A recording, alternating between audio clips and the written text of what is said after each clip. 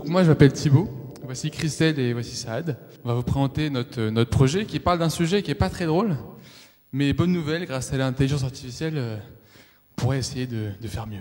Alors on va commencer directement avec les deux pieds dans le plat, on va vous parler de notre contexte. Vous avez peut-être déjà vu cette image qui est issue d'une campagne de sensibilisation d'une association en faveur de l'environnement qui dénonce en fait la destruction des habitats, notamment des forêts, par la déforestation. Et donc plus précisément ce chiffre de WWF France qui dit que 60% des vertébrés sauvages ont disparu de notre planète depuis les années 70. Pourquoi ? Eh ben en fait c'est à cause de l'homme. À cause de l'homme parce que l'homme détruit donc les habitats, qui est donc provoqué par l'urbanisation des milieux ruraux. Et pour information, un chiffre qui dit qu'en Allemagne, chaque jour, une surface équivalente à 100 terrains de foot est recouverte de bitume.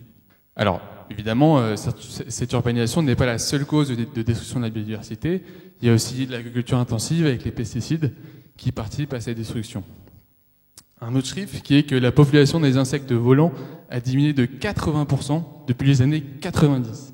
Évidemment, quand on parle d'insectes volants, on pense aux abeilles.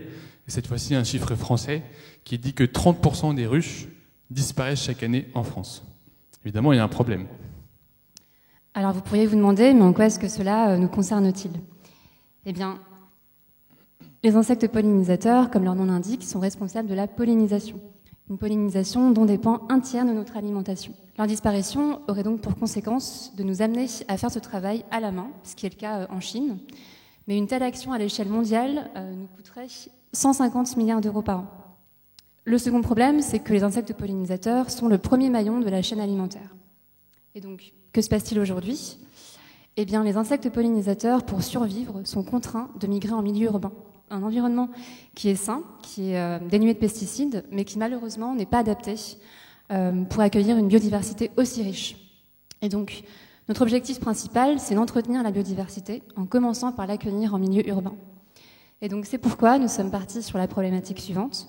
Comment, en tant qu'ingénieurs et designers, pouvons-nous contribuer à la survie des insectes pollinisateurs ? Avant de vous présenter notre projet, on vous invite à en savoir un petit peu plus sur les insectes pollinisateurs qui, dans l'imaginaire collectif, sont souvent représentés par les abeilles.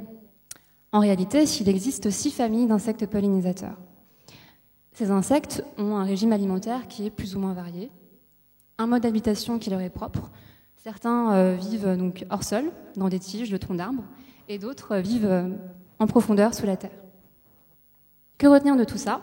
Eh bien, aujourd'hui en France, il existe 30 000 espèces d'insectes pollinisateurs. Chacun a un régime alimentaire ainsi qu'un mode d'habitation spécifique.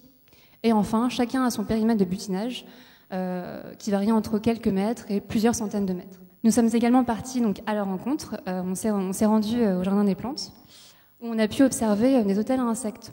Donc, ce sont de nouveaux types d'habitats qui sont conçus en bois, qui sont efficaces, mais qui malheureusement ne sont adaptés qu'à 30% des abeilles sauvages.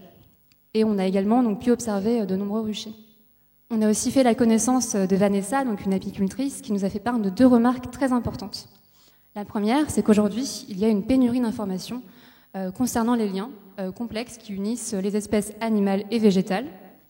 Et la conséquence, c'est que la plupart des actions qui sont entreprises, soit par le gouvernement, soit par les citoyens, et qui sont dites en faveur de la biodiversité, sont contre-productives. À Paris, par exemple, une population d'abeilles solitaires sera donc forcément minoritaire face à une population d'abeilles domestiques. Et donc la conséquence, c'est qu'elles disparaissent par manque de ressources. Donc voici notre projet qui s'intitule La Butinerie, une terre d'accueil pour les butineuses en exil. Le concept de notre projet, c'est de créer un mobilier urbain qui va observer, premièrement, les insectes et les plantes. Deuxièmement, il va identifier les liens entre ces différentes espèces et va, pour finir, transmettre des directives de modification aux équipes de maintenance. Quand je parle de maintenance, nous avons décidé d'inclure l'État et les jardiniers municipaux pour entretenir ces butineries. Et donc là, je vais présenter un peu comment notre butinerie marche. Donc l'idée, c'est d'avoir un insecte qui s'approche de la butinerie, qui est capté par une caméra 360 degrés, qui donc identifie l'insecte comme une nouvelle espèce.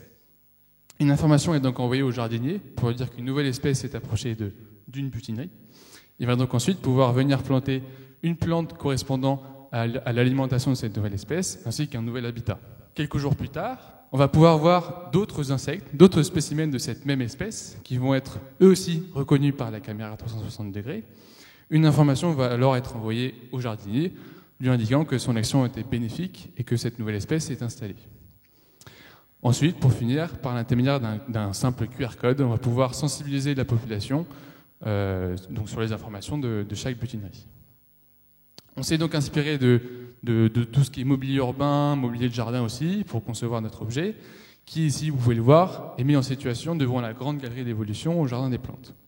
Alors comme vous pouvez le voir sur cette vue en coupe, on a d'abord des capteurs qui vont être aux côtés des habitats hors sol et sous terre. On a aussi un panneau photovoltaïque qui va permettre l'autonomie du dispositif. Et enfin, une caméra 360 degrés sur laquelle on reviendra. Les insectes pondent leurs œufs et creusent leurs habitats dans notre butinerie. Permettez-moi maintenant de vous parler de l'intelligence artificielle et de son implication dans notre projet. Elle arrive à 3 giselles, celle-ci. La première, c'est à l'aide d'algorithmes d'apprentissage progressif. La caméra ainsi que les capteurs présents vont pouvoir observer d'une façon fine la biodiversité ambiante, vont récolter et stocker des liens entre insectes et végétaux. Maintenant, on a cet amas de données et l'intelligence artificielle intervient une seconde fois.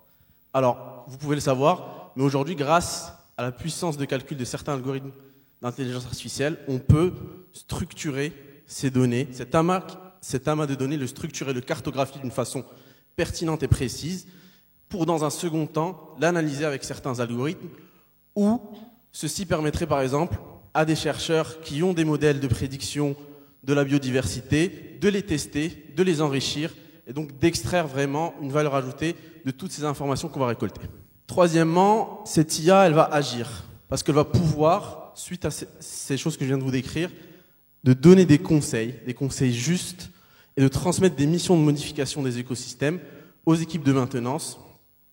Alors, je reviens très vite sur les hôtels insectes. Christelle vous en a parlé. Je fais un parallèle entre ce qu'ils présentent et ce que nous, on donne.